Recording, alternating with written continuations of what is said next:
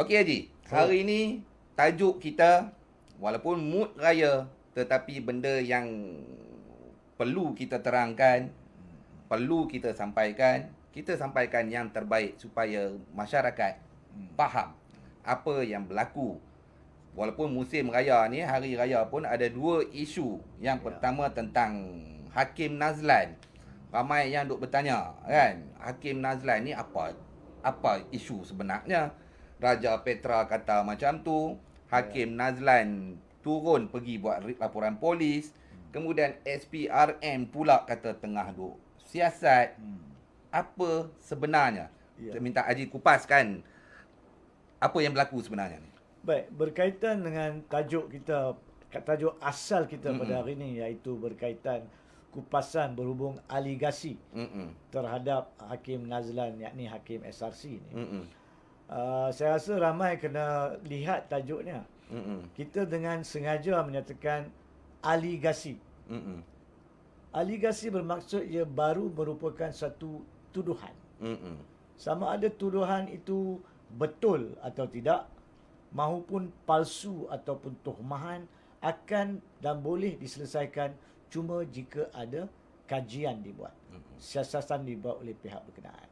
Jadi kita kena faham sekarang ni, betul, pada 20 hari bulan April yang lalu, pada masa bulan puasa, satu portal yang dipanggil Malaysia Today dan dipercayai Raja Petra Kamarudin adalah penyelarasnya, dan juga dipercayai beliau berpusat di United Kingdom, difahamkan secara khusus di Manchester, wallahualam, tapi itu adalah antara perkara yang dimaklumkan di sini. Beliau telah membuat satu tulisan, kononnya membuat aligasi bahawa terdapat sejumlah lebih kurang 1 juta ringgit lebih yang telah dimasukkan di dalam akaun peribadi Yang Arif Hakim Nazlan pada masa tahun 2012. Iaitu pada masa itu Hakim Nazlan bukannya hakim.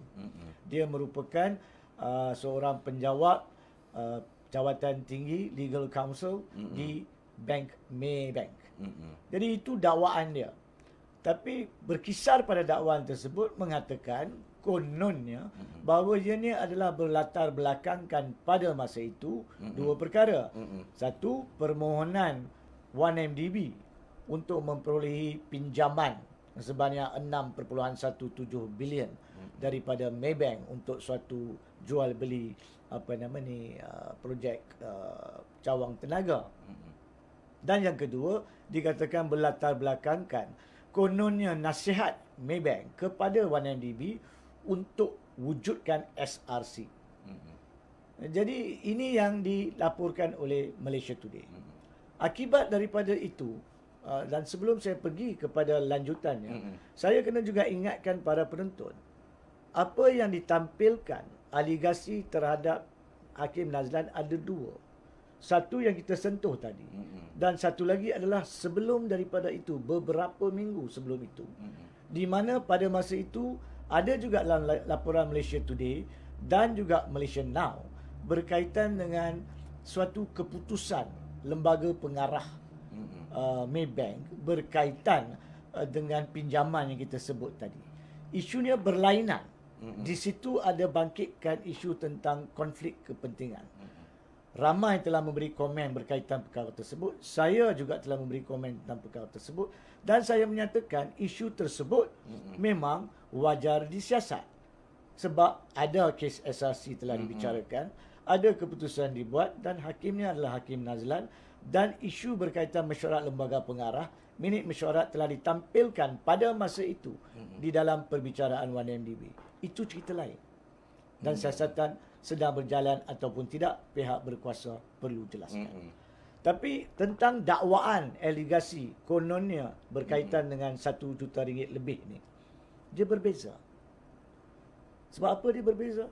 Sebab apabila keluarnya portal tersebut melaporkan perkara itu, Yang Arif Hakim Nazlan telah secara terhormat telah pergi dan membuat laporan polis beliau sendiri. Dia buat laporan pada hari keesokannya, 21 April, minta pihak polis siasat tuhmahan yang dibuat oleh portal tersebut yang dikendalikan oleh RPK kepada beliau.